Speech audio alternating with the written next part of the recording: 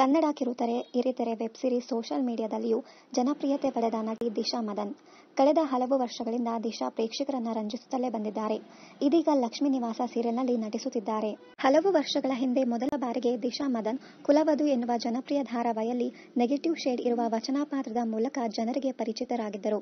Serial ಅರ್ಧದಲ್ಲಿ ಬಿಟ್ಟರೂ ಸಹ ಇಂದಿಗೂ ಹೆಚ್ಚಿನ ಜನರು ಅವರನ್ನ ಕುಲವಧು ವಚನ ಅಂತಲೇ ಗುರುತಿಸೋದು. ಇದೀಗ ಮತ್ತೆ 10 ವರ್ಷಗಳ ಬಳಿಕ ಕಿರುತೆರೆಗೆ ಎಂಟ್ರಿ ಕೊಟ್ಟಿರುವ ದಿಶಾ ಮದನ್ ಲಕ್ಷ್ಮೀ ನಿವಾಸ ಸೀರಿಯಲ್ನಲ್ಲಿ ಭಾವನಾ ಪಾತ್ರಕ್ಕೆ ಜೀವ ತುಂಬುತ್ತಿದ್ದಾರೆ. ಈ ಸೀರಿಯಲ್ನಲ್ಲಿ ಸೌಮ್ಯ ಸ್ವಭಾವದ ತ್ಯಾಗಮಯಿ ಪಾತ್ರದಲ್ಲಿ ದಿಶಾ ನಟಿಸುತ್ತಿದ್ದಾರೆ. ಇವೆರಡು ವಿರುದ್ಧ ಪಾತ್ರಗಳನ್ನು ಹೋಲಿಕೆ ಮಾಡಿರುವ ಅಭಿಮಾನಿಗಳು ಅಂದು ತನ್ನ ಸ್ವಾರ್ಥಕ್ಕಾಗಿ ತಂಗಿಯ ಖುಷಿಯನ್ನ ಲೆಕ್ಕಿಸದ ಕುಲವಧು ವಚನ.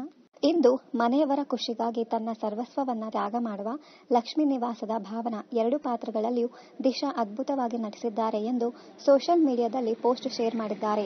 2 ವಿಭಿನ್ನ ಸೀರಿಯಲ್ಗಳಲ್ಲಿ 2 ವಿಭಿನ್ನ ಶೇಡ್ನ ಪಾತ್ರಗಳಲ್ಲಿ ನಟಿ ದಿಶಾ ಮದನ್ ನಿಜಕ್ಕೂ ಅದ್ಭುತವಾಗಿ ನಟಿಸಿದ್ದಾರೆ. ಜನರಿಗಂತೂ ಇವರು ಸದ್ಯ ಫೇವರೇಟ್ ನಟಿಯಾಗಿದ್ದಾರೆ.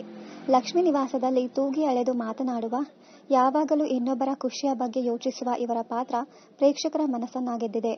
ಸೋಷಿಯಲ್ ಮೀಡಿಯಾದಲ್ಲಿ ಡ್ಯಾನ್ಸ್ ರೀಲ್ಸ್ ಮಾಡುತ್ತಾ ಜನಪ್ರಿಯತೆ ಗಳಿಸಿರುವ ದಿಶಾ ಮದನ್ ಮತ್ತೆ ಕಿರುತೆರೆ ವೀಕ್ಷಕರಿಂದ ಮೆಚ್ಚುಗೆ ಪಡೆದುಕೊಂಡಿದ್ದಾರೆ. ದಿಶಾ ಅದ್ಭುತ ನಟಿ, ಯಾವ ಪಾತ್ರ ಕೊಟ್ಟರೂ ಅದ್ಭುತವಾಗಿ ನಟಿಸುತ್ತಾರೆ ಎನ್ನುತ್ತಿದ್ದಾರೆ ಜನ. ಇನ್ನು ದಿಶಾ ಕೆರಿಯರ್ ಬಗ್ಗೆ ಹೇಳುವುದಾದರೆ, ಒಂದೆರಡು ವೆಬ್ ಸೀರೀಸ್ ಹಾಗೂ ಸಿನಿಮಾಗಳಲ್ಲಿ ನಟಿಸಿದ ದಿಶಾ ಬಳಿಕ 10 ವರ್ಷಗಳ ಕಾಲ ಕಿರುತೆರೆಯಿಂದ ದೂರವೇ ಉಳಿದರು. ಮದುವೆ, ಮಕ್ಕಳು, ಫ್ಯಾಮಿಲಿ ಎಂದು ಬ್ಯುಸಿ ಇದ್ದ ನಟಿ ಇದೀಗ ಮತ್ತೆ ಕಿರುತೆರೆಗೆ ಎಂಟ್ರಿ ಕೊಟ್ಟಿರೋದು ಅಭಿಮಾನಿಗಳಿಗೆ ಖುಷಿ ತಂದಿದೆ. ಇನ್ನು ಹಿರಿತೆರೆ ಬಗ್ಗೆ ಹೇಳುವುದಾದರೆ, ದಿಶಾ ಪನಗಾಭರಣ ನಿರ್ದೇಶನದ ಫ್ರೆಂಚ್ ಬಿರಿಯಾನಿ ಸಿನಿಮಾದಲ್ಲಿ ಪತ್ರಕರ್ತೆ ಮಾಲಿನಿ ಪಾತ್ರದಲ್ಲಿ ಮಿಂಚಿದರು.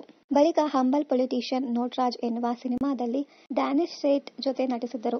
ಇನ್ನಷ್ಟು ಕನ್ನಡ ಧಾರಾವಾಹಿ, ಸಿನಿಮಾ ಹಾಗೂ ಇನ್ನಿತರ ನ್ಯೂಸ್ ಅಪ್ಡೇಟ್ಸ್ಗಾಗಿ ಚಾನೆಲ್ ಅನ್ನ ಸಬ್ಸ್ಕ್ರೈಬ್ ಮಾಡಿ. Thank you.